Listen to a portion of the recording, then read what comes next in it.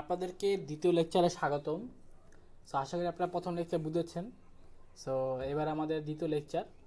So আজকে আমরা দেখব রেলওয়ের গজ জিনিসটা আসলে কি, গজ লাইন বা গজ জিনিসটা হচ্ছে গেল একটা রেলের একটা ফেজ থেকে আরেকটা ফেজ পর্যন্ত ডিস্টেন্স, সেই ডিস্টেন্সটাকে বলা হচ্ছে গজ লাইন। এই ডিস্টেন্সটাকে বলা হচ্ছে গজ লেন্থ। সো তাহলে আমরা বুঝতে পারলাম আসলে রেলওয়েটাকে গজ জিনিসটা কি। তো এটা একটা সুন্দর একটা সংজ্ঞা আছে, এটা শর্ট করে দেওয়া আছে এখানে। তো গজ আসলে মানে কি, the minimum distance between the two rails. Minimum কেন বলা হচ্ছে, কারণ আমি যদি এখান থেকে এখানে মাপি সেটা কিন্তু ম্যাক্সিমাম ডিস্টেন্স। তো যতটুকু মিনিমাম ডিস্টেন্স মাপা সম্ভব একটা ফেজ থেকে একটা ফেজ, সেটাকে বলা হচ্ছে আমার গজ লেন্থ। সো এই গজ লেন্থের থেকে আমরা বা গেজ যেটাকে বলে broad gauge, narrow gauge, metre gauge, dual gauge, সেগুলো আমরা নির্ধারণ করি। সো এখন প্রশ্ন আসতে পারে যে ব্রড গেজ মানে আসলে কি। সো ব্রড গেজ মাপ দেওয়া আছে এখানে যে 1524 মিলিমিটার থেকে 1676 মিলিমিটার, যে কোনো দেশে যে কোনোটা ইউজ করতে পারে। স্ট্যান্ডার্ড গেজ নামে একটা গেজ আছে, এটা নর্মালি অন্যান্য দেশে ইউজ করা হয়। মিটার গেজ বাংলাদেশে আছে, বাংলাদেশে মিটার গেজ এবং ব্রড গেজ এই দুইটাই সম্ভব। সো মিটার গেজ মানে 1 মিটার মানে 1000 মিলিমিটার। ন্যারো গেজ নর্মালি আমাদের দেশে নাই, নর্মালি কয়লার খনি থেকে কয়লা উত্তোলন করার জন্য যে রেলওয়ে ট্র্যাকগুলো থাকে অথবা পাহাড়ি অঞ্চলে যে ট্র্যাকগুলো থাকে সেখানে নর্মালি ন্যারো গেজ ইউজ করা হয়ে থাকে। সো আপনারা যদি কখনো কোনো অ্যামিউজমেন্ট পার্ক তৈরি করার চেষ্টা করেন, সেক্ষেত্রে হয়তো একটা রেলওয়ে ট্র্যাক বসানো হতে পারে, সেক্ষেত্রে কিন্তু আমাদের এই গেজ বা metre gauge, broad gauge, narrow gauge ব্যাপারটা মাথায় রাখতে হবে। সো ন্যারো গেজ নর্মালি হচ্ছে গেল, আমরা যদি দেখি ভারতের যে সিকিম বলেন সেদিকে হচ্ছে গেল এই ধরনের আপনার রেলওয়ে দেখতে পারবেন। তারপর হচ্ছে গেল ডুয়াল গেজ জিনিসটা কি। সো ডুয়াল গেজ জিনিসটা আসলে ছবি দেখলে ভালো বুঝতে পারবেন। তো নিচে একটা ছবি দেওয়া হলো, এরকম লাইন আপনারা দেখে গেছেন। তো এই ধরনের লাইনকে বলা হচ্ছে গেল ডুয়াল গেজ বলা হয়ে থাকে। সো আপ অ্যান্ড ডাউন করার জন্য আর কি। তার মানে আমরা অলরেডি বুঝে গেলাম আসলে গেজ বা গজ জিনিসটা আসলে কি। So metre gauge, broad gauge সম্পূর্ণ আমরা অলরেডি ছোটোবেলা থেকে শুনে এসেছি। সো আজকে আমরা এই জিনিসটা একটু ভালো মতো বোঝার চেষ্টা করলাম। ওকে, আমরা গেজ লেন্থ সব কিছু বুঝলাম। এখন আমাদের বুঝতে হবে যে আসলে এই গেজ লেন্থ কোনো একটা দেশে বা কোনো একটা অঞ্চলে আমরা কি বুঝে কিসের উপর বেসিস করে বানাবো, কারণ এটাকে আমার লং টার্ম সাস্টেনেবল হতে হবে। সো আমরা কীভাবে একটা গেজ লেন্থ চয়েস করব, কী কী ফ্যাক্টর আছে, যেমন কস্ট কনসিডারেশন, অনেক ধরনের ফ্যাক্টর আছে। যতটুকু আমরা স্লাইডে বলছি সেইগুলো আপনার আগরওয়ালার বই থেকে পড়ে নেবেন, তাইলে হবে। বা এগুলো আমাদের জানার জন্য পড়তে পারেন, কিন্তু আমাদের পরীক্ষার জন্য এই কতটুকুই আমরা খুব বেশি ইম্পর্টেন্স দেব। আর আগরওয়ালা বইটা কিন্তু খুবই ইম্পর্টেন্ট। আপনারা যারা গভর্নমেন্ট জবে পরীক্ষা দেবেন বা রেলওয়ে কোনো পরীক্ষা দিলে আগরওয়ালা বই থেকে প্রশ্ন আসার সম্ভাবনা অত্যাধিক পরিমাণে বেশি। সো আগরওয়ালা বইটা যখন সম্ভব হবে হার্ড কপিটা কিনে নেওয়ার চেষ্টা করবেন। কস্ট কনসিডারেশন, কস্ট কনসিডারেশন হচ্ছে কি, আমার আসলে কারণ ব্রড গেজ যদি বড় গেজ হয় সেক্ষেত্রে আমরা স্লিপার বেশি রাখতে পারে। সো স্লিপার বেশি লাগবে না কম লাগবে, সেক্ষেত্রে কাঠের তক্তা সাইজ বড় হবে, ব্রিজের সাইজ বড় করতে হবে, সব কিছুই আমার আসলে বড় করতে হবে, আমার জায়গা বেশি লাগবে। তো এখানে একটা খরচের ব্যাপার স্যাপার আছে। সো আমাদের কোন অঞ্চলে করতে সেটা আবার নির্ভরশীল। গ্রামে হয়তো দেখা যায় জায়গা অনেক বেশি, কিন্তু শহর অঞ্চলে কিন্তু জায়গা অনেক কম। তো সেক্ষেত্রে আমাদের বুঝতে হবে, শহর যদি আগে স্ট্যাবিলাইজ হয়ে যায় তারপরে যদি করি সেক্ষেত্রে আমাদের হচ্ছে গেল সমস্যা হবে। সো কস্ট কনসিডারেশনের প্রথমে আসে ল্যান্ড, মানে ল্যান্ড অ্যাকুইজিশন, আমাদের কতটুকু জায়গা লাগবে সেটা একটা ইম্পর্টেন্ট। কোনো একটা জায়গায় যদি শহরাঞ্চল ডেভেলপ হয়ে যায় তারপরে যদি আমি রেল লাইন করি সেক্ষেত্রে ল্যান্ডের সমস্যা হবে। বাট কোনো জায়গায় ফাঁকা অঞ্চলে ল্যান্ড ক্রিয়েট করি, সেই ল্যান্ডে অনেক জায়গা নেওয়া যাবে, সেক্ষেত্রে হয়তো আমি ব্রডগেজ দিতে পারি। তারপর হচ্ছে রেলওয়ের পাতের ব্যাপার স্যাপার আছে, স্লিপার বেশি লাগবে, ব্যালাস্ট বেশি লাগবে, সাইজে বেশি লাগবে। সো সব ধরনের ঝামেলার মধ্যে আমরা পড়ে যাচ্ছি। এছাড়া হচ্ছে গেলে স্টেশন বিল্ডিংগুলো দূরে দূরে সরাইতে হবে, প্ল্যাটফর্ম একটু বড় লাগবে, কারণ ব্রডগেজ মানে হচ্ছে গেলেও আমাদের বেশি যাত্রী বহন করবে। আবার মিটার গেজ হলে ব্রডগেজের তুলনায় কম প্যাসেঞ্জার ক্যারি করবে, সেগুলো ব্যাপার স্যাপার আছে ওই জায়গায় আমার। তারপর হচ্ছে স্টাফ কোয়ার্টার আছে, স্টেশন বিল্ডিং আছে, লেভেল ক্রসিং আমাদের কীরকম করতে হবে, কারণ সে রোডের উপর দিয়ে যাবে, কতটুকু দূরত্বে লেভেল ক্রসিং দেওয়া উচিত, সিগন্যালটা কীভাবে সেট আপ করা উচিত, সব কিছু মাথায় রাখতে হবে। আমি যদি যত বেশি ডিফারেন্ট টাইপের গজ দিব সেক্ষেত্রে আমাদের তত বেশি ডিফিকাল্টি আসবে। তো একটা দেশ যে সবসময় চেষ্টা করা উচিত ইউনিফর্ম, মানে একটা টাইপের গজ দেওয়া উচিত, গেজ দেওয়া উচিত, এটা করে সুবিধা। মিক্স আপ না করা উচিত। বিশেষ করে একটা অঞ্চলে যেমন সিকিমে ন্যারো গেজ ইউজ করা হয়, কিন্তু দেখবেন কলকাতায় কিন্তু মিটার গেজ বা ব্রড গেজ ইউজ করার চেষ্টা করা হয়। তার মানে সিকিম আর কলকাতা কিন্তু আলাদা অঞ্চল, তো একটা অঞ্চলে এক ধরনের গেজ ইউজ করা ভালো। ট্রাফিক কনসিডারেশন আসলে কি, যদি আমি দেখি ব্রড গেজের সুবিধা হচ্ছে গেলো সে ম্যাক্সিমাম পরিমাণে প্যাসেঞ্জার, ম্যাক্সিমাম পরিমাণে গুডস মালামাল সে বহন করতে পারে। তো ট্রাফিক কনসিডারেশনের ক্ষেত্রে ব্রড গেজ খুবই ভালো। সো আমাদের ওয়াইডার গজ মানে সবচেয়ে বড় যদি গেজ হয় সেক্ষেত্রে হচ্ছে গেলো মোর ট্রাফিক, বেশি পরিমাণ ভলিউম ট্রাফিক নিতে পারবে। দেখা যাবে 2 ট্রিপের জায়গায় আমি 1 ট্রিপে সেটা কভার করে ফেলতে পারি, আমাদের সুবিধা। এছাড়া সুবিধা হচ্ছে গেলো হাই স্পিডলি আমাকে সব কিছু মুভমেন্ট করতে পারবে। ইউনিফর্মিটি যেটা বললাম, আমি যদি এক টাইপের গেজ ইউজ করি সেটা আমার সুবিধা হচ্ছে গেলো ওই এলাকার একটা স্মুথ কন্ট্রোল রাখতে পারবে, স্মুথ স্পিড রাখতে পারবে, পুরো জিনিসটাকে একটা খুব সুন্দরভাবে একটা সার্ভিস দিতে পারে আমাদের জন্য। ইউনিফর্মিটি অফ গজ এই জন্য ইম্পর্ট্যান্ট। সো আমরা বুঝতে পারলাম যে কী কী ফ্যাক্টরের উপর ডিপেন্ড করে আমাদের একটা গেজ লেন চয়েস করা উচিত। সো আমরা ভবিষ্যতে হচ্ছে গেলেও যদি কখনো এরকম ডিসিশন মেকিং পজিশনে চলে যাই সেক্ষেত্রে আমাদের কনসিডারেশনগুলো মাথায় রাখতে হবে। কারণ আমি হুট করে একটা গেজ বলে দিলে হলো না, আমাদের ওই এলাকা অঞ্চল বুঝতে হবে, কী পরিমাণের ডিমান্ড আছে সেটা আমাকে বুঝতে হবে। সো এখন আমরা একটা ফিগার দেখতে পাচ্ছি, সো সেই ফিগারটা হয়তো মাঝে মধ্যে পরীক্ষা হলে আঁকতে দিতে পারি বা দেওয়া পরীক্ষা আসতে পারে। সো এখানে জিনিসটা ফিগারটা আসলে কি, এটাকে বলা হয় loading gauge. So loading gauge জিনিসটা আসলে কি, সো লোডিং গেজ হচ্ছে গেলো এমন একটা গেজ, সেই গেজের মধ্যে দিয়ে আমি যখন রেলওয়ে পাস করাবো সে হচ্ছে গেলো আমার দেখবে যে এখানে আমি যদি মালামাল দিই, বা আপনারা মাঝে মাঝে ইস্তেমা বা ঈদের সময় দেখে থাকবেন যে মানুষ অধিক পরিমাণে ট্রেনের উপরে উঠে। সো আমি যখন নাকি এই লোডিং গেজের উপর দিয়ে একবার যাকে চেক করাবো তাহলে বুঝতে পারবো সে পরিমাণ হচ্ছে অত্যাধিক লোড সে ক্যারি করতেছে না, কারণ পরিমাণ হচ্ছে অত্যাধিক লোড ক্যারি করা মানে হচ্ছে আমার রেল লাইনের পাতের উপর ক্ষতিকারক।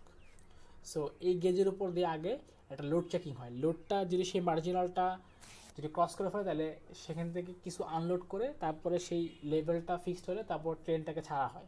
সো আমাদের দেশে হয়তো লোডিং গোজ খুব একটা নাই, বা থাকলেও শুধুমাত্র হচ্ছে কমলাপুর থাকার কথা।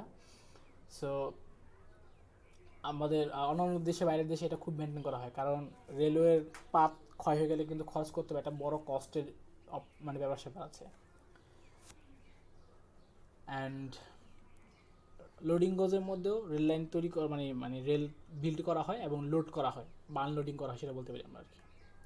সো এখানে একটা ছবি দেখতে পাচ্ছি বাইরের দেশে তারা কীভাবে করে, সেরকম একটা সারণ দিয়ে ঢেকে দেয়। এই ঢেকে দেওয়ার ফলে সুবিধা হচ্ছে কি, এখানে কেউ মানুষ দাঁড়াতে পারবে না বা এক্সট্রা কোনো মালামাল সাইডে বোঝাই করতে পারবে না, কারণ বোঝাই করলে কি হবে এই স্ক্রিনিংয়ের ভিতর দিয়ে আটকে যাবে, সে বেরোতে পারবে না, তখন এগুলো আনলোড করে তারপর ট্রেনটাকে ছাড়তে হবে। সো যে এরকম একটা বাউন্ডারি দেওয়া থাকে। সো এই বাউন্ডারি যুক্ত যেটাকে আছে সেই লোডিং গজটাকে আরেকটা নাম দেওয়া হয়, তাকে বলা হয় কনস্ট্রাকশন গজ। তো কনস্ট্রাকশন গজের কথাটা হয়তো বইয়ে আছে, এই স্লাইডে নাই, যারা খাতা নিয়ে বই হচ্ছেন অবশ্যই কথা লিখে রাখবেন। এটাকে ওয়ান কাইন্ড অফ আর্টের নাম এটা কয় কনস্ট্রাকশন গজ। সো এই বাউন্ডারি দেওয়ার ফলে সুবিধা হয় কি, সো সে এনশিওর করে ওভারলোড হচ্ছে কি না ফিজিক্যাল ব্যারিয়ার দিয়ে।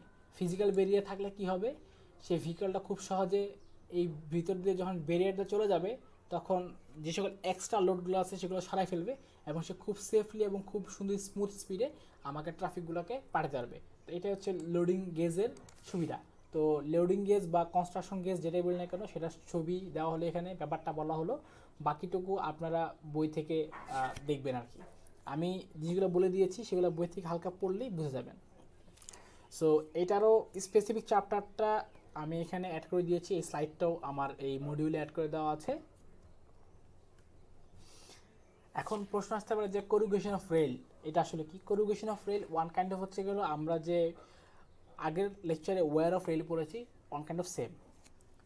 সো করুগেশন হওয়াটা এরকম ঢেউ খেলানোর এরকম একটা ক্ষয় টাইপের দেখা যায়। সো এই ঢেউ খেলানোর টাইপের জন্য যে সমস্যাটা হয় খুব পরিমাণ নয়েজ ক্রিয়েট হয়, বা আমরা আরেকটা ছবি দেখলে আরও ভালো আমরা বুঝবো এরকম ঢেউ খেলানো রেল লাইনের মধ্যে মাঝে মধ্যে হয়ে যায়, হয়তো আপনারা দেখে থাকবেন। সো এই করুগেশন আসলে কোথায় কোথায় হয়, কোন লোকেশনে হয়, এই লোকেশনগুলো আমরা আগেও দেখেছি। ওয়্যার যে কারণে হয় রেল লাইনে এটাও মোটামুটি সেম কারণে হয়। স্টিপ গ্রেডিয়েন্ট মানে হচ্ছে গেলো পাহাড়ি অঞ্চলে যে খাড়া ঢাল থাকে সেক্ষেত্রে হতে পারে। ইয়েল ফরমেশন মানে লোডের চেয়ে বেশি লোড পড়লে।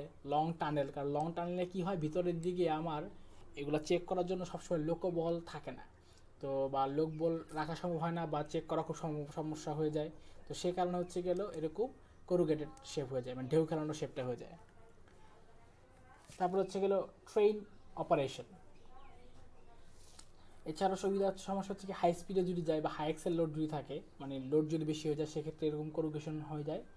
পরে যে স্টার্টিং লোকেশন অফ ট্রেন, মানে যে লোকেশন থেকে ট্রেন ছাড়বে বা যে লোকেশন ট্রেন ব্রেক করে স্টেশনগুলোতে, সেই স্টেশনগুলোতে এরকম কোরুগেশন দেখা যায়। এবং যেখানে ট্রেন ব্রেক করা হয় সেখানে একদম ওয়্যার যেসব কারণে হয় কোরুগেশন মোটামুটি সেই সব কারণেই হয়। তার মানে কোরুগেশন থেকে বাঁচার উপায় অনেকটা, ওয়্যার থেকে বাঁচার উপায় যেগুলো দেখেছিলাম না আগের স্লাইডে সেগুলোই। সো এফেক্ট অফ কোরুগেশন হওয়ার ফলে কী হয়?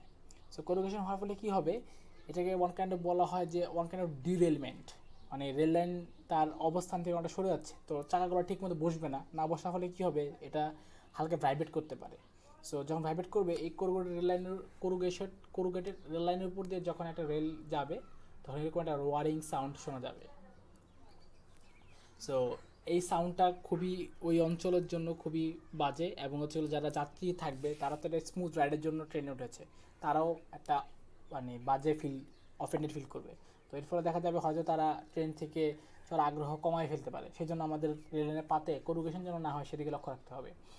সো এই যে কোরুগেটেড রেল লাইনের পাত্র মধ্যে যখন একটা ট্রেন চলে যায়, তখন দেখা যায় যে ওই রেল লাইনের মধ্যে এবং ওই ফাঁকা অঞ্চলের মধ্যে কিছু এয়ার লকড হয়ে যায়, এবং ওই লকড হওয়ার ফলে এখানে একটা অসিলেশন অফ এয়ার ক্রিয়েট করে, এর ফলে একটা সাউন্ড হয়, এবং এটাকে মাঝে মধ্যে ডাকা হয় রোয়ারিং অফ রেল।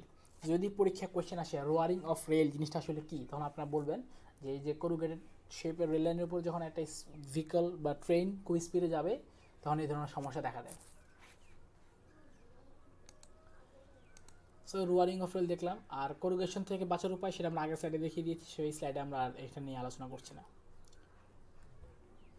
আচ্ছা, এই ধরনের জিনিসটা আসলে বা ফেলিওরটা আসলে কি, একে বলা হয় হগিং, হগ হয়ে যাওয়া। মানে এরকম হচ্ছে গেলো দুইটা লাইনের মাঝখানে যেরকম যদি আমার যে ব্যালান্স বা বলবো যে বেড কুশনটা আছে সেটা যদি এরকম ডেবে যায়, ওই জায়গার মাটি দুর্বল থাকে বা এই ফাঁকা অঞ্চলে বেশি লোড পড়ে যায়, তো এই সমস্যাটাকে বলা হয় হগিং বলা হয়। সো হগিং এই জিনিসটা নর্মালি কেন হয়? সো দেখা গেছে যে এই জায়গায় আমাদের রেল লাইনের যে এন্ডগুলো আছে, কারণ এটা একটা এন্ড, রেল লাইনের পাতের এটা একটা এন্ড।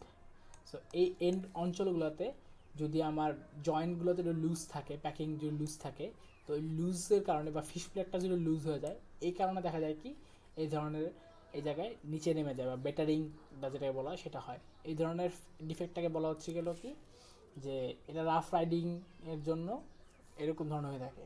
সো এটাই হচ্ছে বলা হয় হগিং অফ রেল।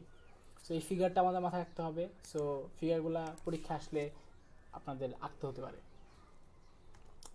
সো এরপর আমরা খুব একটা ইম্পর্টেন্ট জিনিস দেখবো, এটা এক্সামের জন্য খুব ইম্পর্টেন্ট, কনিং অফ হুইল।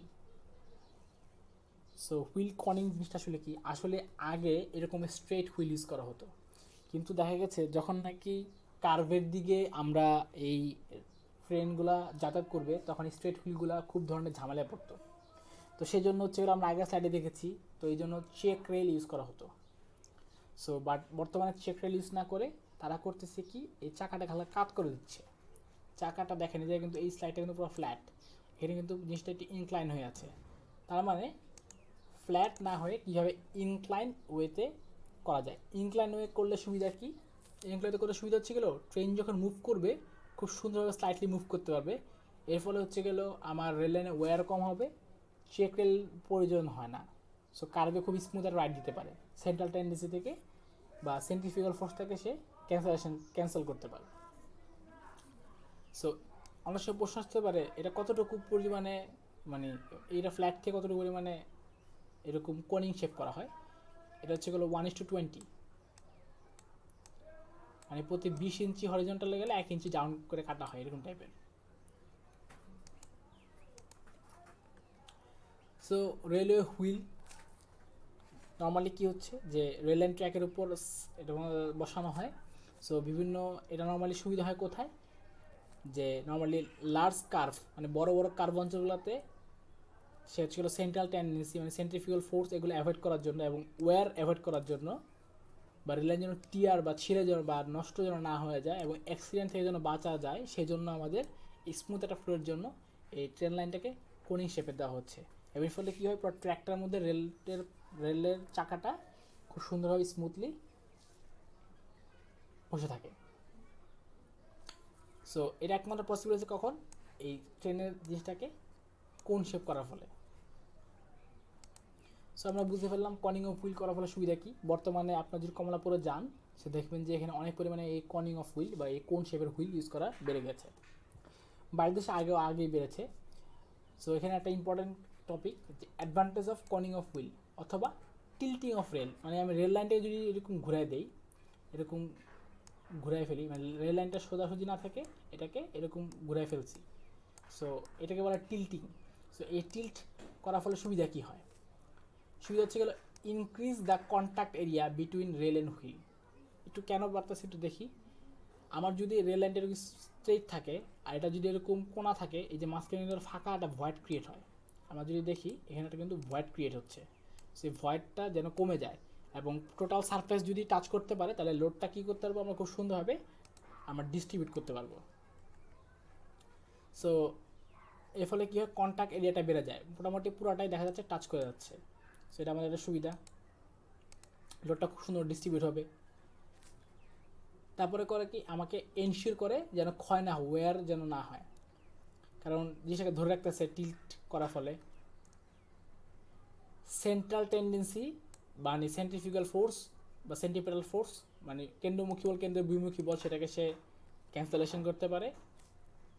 সে সুন্দর মতো এই গেজ লেন্থটা ঠিক মতো আজকে সেটা মেনটেন করতে পারে, সুন্দর মতো লোডটাকে ডিস্ট্রিবিউট করতে পারে, এবং স্লিপ আউট যে যেন ট্রেনটা যেন তার ট্র্যাক থেকে সরে না যায় কার্ভের মধ্যে, সেটা সে এনশিওর করে।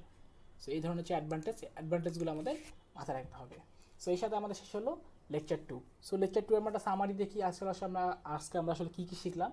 আমরা শুরু থেকে শিখলাম আসলে গেজ লেন্থ জিনিসটা কী, ব্রড গেজ মিটার গেজ কী, ব্রড গেজ না মিটার গেজ আমার অঞ্চলের জন্য কোনটা সিলেক্ট করব, সেটা আসলে কী কী ফ্যাক্টর নির্ভর করবে, সেই ফ্যাক্টরগুলো চয়েস করা দেখলাম। তারপরে আমরা দেখলাম লোডিং গেজ জিনিসটা কী, তারপর দেখলাম হচ্ছে গেলো কনিং অফ হুইল জিনিসটা কী, হগিং জিনিসটা কী, এবং হচ্ছে গেল টিল্টিং এবং কনিং হুইল করার ফলে আমাদের রেলওয়েতে কী কী ধরনের অ্যাডভান্টেজ পাই আমরা সেগুলো দেখলাম। সো এখন